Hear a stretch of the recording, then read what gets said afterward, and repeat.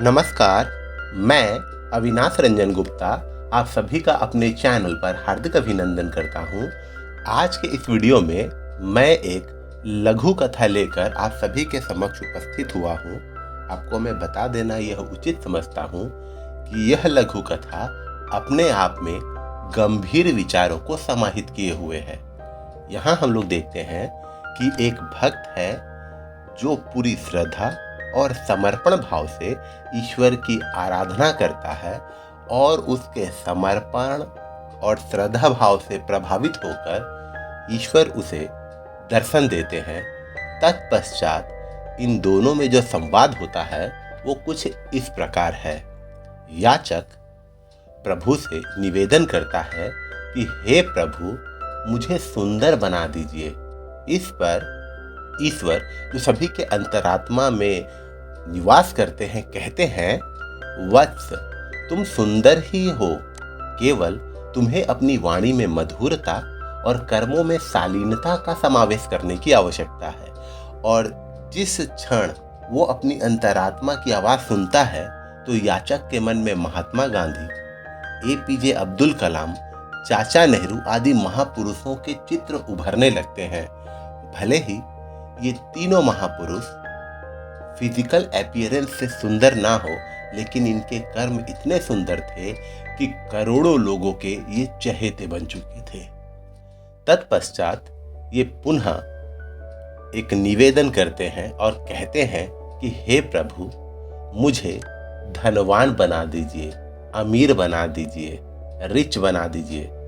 तब सभी के अंदर निवास करने वाले प्रभु जो हमारी अंतरात्मा में बसते हैं वो कहते हैं, वत्स, तुम धनवान ही हो, केवल तुम्हें अपने ज्ञान में वृद्धि और चरित्र में सत्य का समावेश करने की आवश्यकता है। याचक के मन में गौतम बुद्ध, गोस्वामी तुलसीदास, स्वामी विवेकानंद आदि महापुरुषों के चित्र उभरने लगते हैं। अर्थात इस बात के माध्यम से ईश्वर हमें ये बताना चाहते हैं कि अगर हम धनी बन जाते हैं और हमारे पास बहुत रुपया पैसा धन दौलत आ जाती है तो इसका उद्देश्य केवल भौतिक सुखों को प्राप्त करना होता है। लेकिन जब हमारे ज्ञान में वृद्धि होती है, हमारे चरित्र में सत्य का समावेश हो जाता है, अर्थात हम सच्चरित्र बन जाते हैं, तो हम लोग वास्तविक रूप में धनी हो जाते हैं और इससे हमारा आध्यात्मिक विकास और हमें आध्यात्मिक सुख मिलता है। और जैसे ही ईश्वर की वाणी याचक सुनता है तो उसके दिमाग में, उसके मस्तिष्क में गौतम बुद्ध, गोस्वामी तुलसीदास और स्वामी विवेकानंद जैसे महापुरुषों के चित्र उभरने लगते हैं, जिन्होंने अपने ज्ञान में वृद्धि की और सचमुच धनी बन गए। इस बार याचक के विचार से वो चाहता है कि हे प्रभु, मुझे बुद्धिमान बना दीजिए। अर्थात अब वो ये ईश्वर से प्रार्थना करता है, निवेदन करता है, विनती करता है कि मुझे बुद्धिमान बना दीजिए, ब्रिलियंट बना दीजिए। तब ईश्वर कहते हैं, वत्स, तुम में बुद्धिमानी का बीज है। बीज अर्थात सीड है। आवश्यकता है तो केवल उसके प्रस्फुटन की। इस हेतु तुम्हें रुचि के साथ अध्ययन करना चाहिए। तुम्हें अभ्यास कार्य में संलग्न रहते हुए बुद्धिमता को अर्जित करना चाहिए। याचक के मन में वाल्मीकि, कालिदास, बोपदेव आदि महापुरुषों के चित्र उभरने लगे। अर्थात जब तीसरी बार वो कुछ याचना, कुछ निवेदन, कुछ विनती करता है, जैसे कि वो बुद्धिमान बनना चाहता है, तो ईश्वर कहते हैं कि बस तुम बुद्धिमान ही हो, तुम में बुद्धिमानी का बीज है, बस उस बीज के प्रस्फुटन की आवश्यकता है। अर्थात उस बीज के अंकुरित होने की आवश्यकता है और इसके लिए तुम्हें रुचि के साथ अध्ययन करना पड़ेगा, पढ़ाई लिखाई करनी पड़ेगी। तुम्हें अभ्यास के कार्य में संलग्न रहते हुए, अर्थात तुम्हें प्रैक्टिस वर्क बहुत करना पड़ेगा और प्रैक्टिस करते करते तुम्हें बुद्धिमता को अर्जित करना चाहिए। तब याचक के मन में वाल्मीकि का चित्र उभरता है। वाल्मीकि जो पहले एक डाकू हुआ करते थे, राम राम की जगह मरा मरा का जाप करते थे, मारते रहते थे लोगों को, लेकिन अभ्यास कार्य से वो महाकवि वाल्मीकि बन गए और उन्होंने संस्कृत में रामायण लिख दिया। उसी प्रकार कालिदास जो निरा मूर्ख थे, जिस डाली पर बैठे थे उसी डाली को काट रहे थे, लेकिन फिर भी अभ्यास के दम पर ये कालिदास बन गए और अभिज्ञान शाकुंतलम जैसी रचना रच डाली। पोपदेव जो गणित में निरा मूर्ख हुआ करते थे, अभ्यास कार्य से इन्होंने अपने आप को बहुत काबिल बनाया और बुद्धिमान बने। इसके बाद याचक प्रभु से एक विनती करता है और कहता है कि हे प्रभु, मुझे अतीत की यादों से निकाल दीजिए। तब अंतरात्मा में निवास करने वाले ईश्वर कहते हैं, वत्स, अभी तक तुमने जितनी याचनाएं की हैं, उन याचनाओं के हितार्थ जो भी उपाय बताए गए हैं, यदि तुम उन कर्मों में तल्लीन रहोगे तो अतीत की यादों से मुक्त हो जाओगे और वर्तमान में रहते हुए अपने अतीत और भविष्य दोनों को श्रेष्ठ बना सकोगे। अब याचक के मन में अभिनेता शाहरुख खान, व्यापारी धीरू भाई अंबानी और सोशल वर्कर, समाज सेवी कैलाश सत्यार्थी आदि दिग्गजों के चित्र उभरने लगे। देखिए, ह्यूमन टेंडेंसी कुछ इस प्रकार की होती है कि वो या तो भूतकाल की भूली बिसरी यादों में खोया रहेगा या भविष्य के सपने बुनेगा जिस पर उसका कोई अधिकार नहीं। अधिकार केवल और केवल उसका वर्तमान में होता है।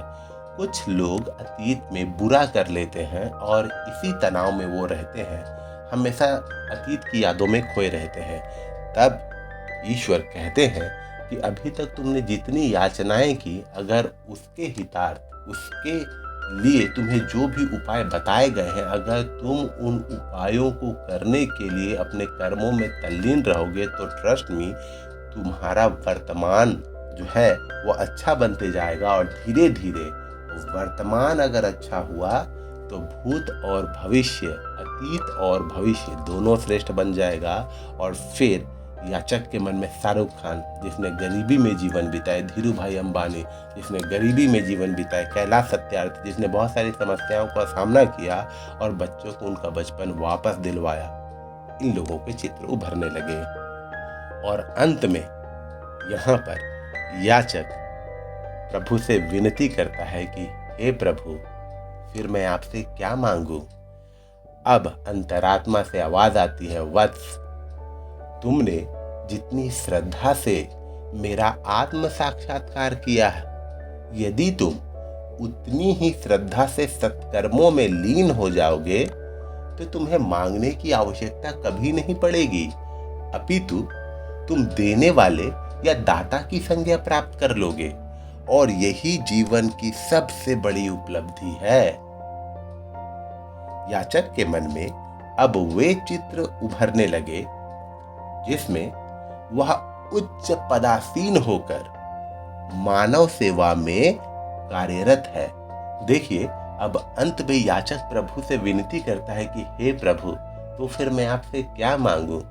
तब अंतरात्मा से आवाज आती है, वत्स, तुमने जितनी श्रद्धा से मेरा आत्म साक्षात्कार किया, जितने समर्पण भाव से मेरी भक्ति की, यदि उतनी ही श्रद्धा से तुम अपने सत्कर्मों में लीन हो जाओगे, अच्छे कर्मों में लीन हो जाओगे, तो तुम्हें मांगने की कभी आवश्यकता नहीं पड़ेगी।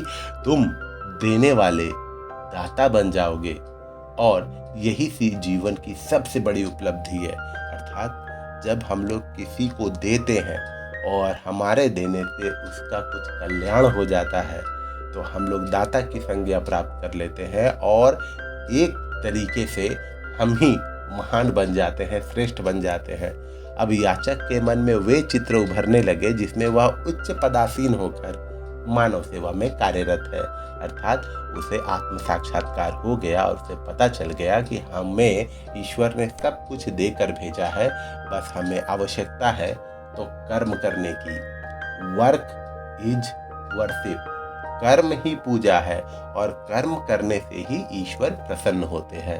इसी के साथ ये प्रभु से संवाद, जो छोटी सी लघु कथा अपने में एक गंभीर विचार समाहित किए हुए है, उसका अंत यही होता है।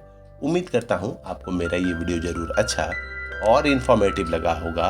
हम पुनः मिलेंगे किसी अगले वीडियो में, तब तक के लिए धन्यवाद।